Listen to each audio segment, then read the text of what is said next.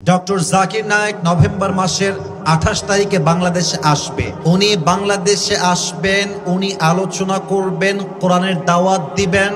বাংলার মানুষ আমরা চাতক পাখির মতো শুনতে চাই। তবে আমাদের কোনো চুলকানি না থাকলেও আমাদের পাশের দেশ ভারতের চুলকানি শুরু হয়ে গেছে। তারা বিবৃতি দিয়েছে ডক্টর জাকির নায়েক বাংলাদেশে আসলে নাকি তাদের হাতে আমাদেরকে হস্তান্তর করতে হবে, কারণ ডক্টর জাকির নায়েক নাকি ভারতের একজন মোস্ট ওয়ান্টেড ক্রিমিনাল তাদের বক্তব্য অনুযায়ী। আমি আমাদের ইন্টারিম গভর্নমেন্টকে অ্যাড্রেস করে একটা কথা বলতে চাই, ডক্টর জাকির নায়েক আসবে, ভারত যতই চিল্লাক, ভারত যতই কথা বলুক, সাফ সাফ বলবেন এটা আমার মাতৃভূমি, এখানে আমার কথা চলবে, ভারতের কথা চলবে না।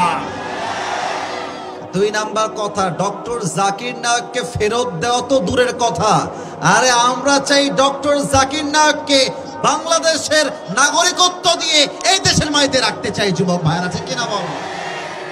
এত সহজে ফিরাই দিব? আমরা আমাদের আল্লামা দেলোয়ার হোসেন সাইদি হুজুরকে হারিয়েছি, আমরা আগামীতে কোন আলেমকে বাংলার মাটির থেকে আর হারাতে চাই না। নওগাঁর ভাইরা ঠিক কিনা বলো?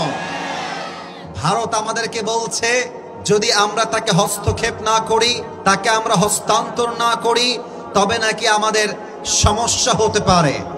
আরে বেটা, যেই বাংলার মুসলমান স্বৈরাচারের সামনে দুই বুককে গুলির সামনে পেতে দিয়েছে, বুকের তাজা রক্ত দিয়ে শহীদ হয়ে গিয়েছে, ওই বাংলার মুসলমান জালেমকে ভয় পায় না, ভারতকে ভয় পাবে কেন বলেন না সবাই?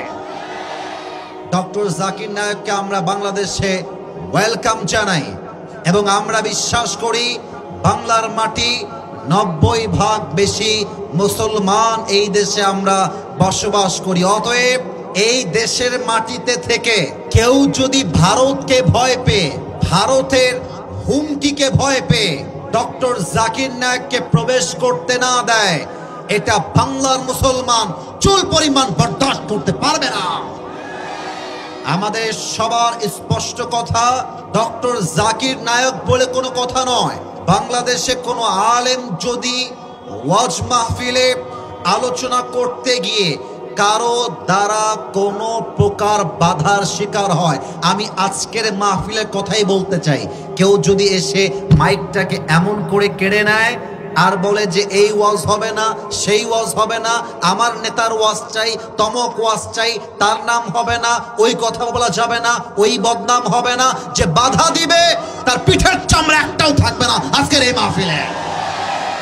এটা 5 আগস্টের আগের বাংলাদেশ নয়, এটা 5 আগস্টের পরের বাংলাদেশ। এই বাংলাদেশ ইসলাম দিয়ে চলবে, আগামীর সংসদ হবে ইসলামের সংসদ, আগামীর সংসদ হবে কোরআনের সংসদ, ঠিক কিনা বলেন? আল্লাহ যেন কবুল করে, পড়েন সবাই আমিন।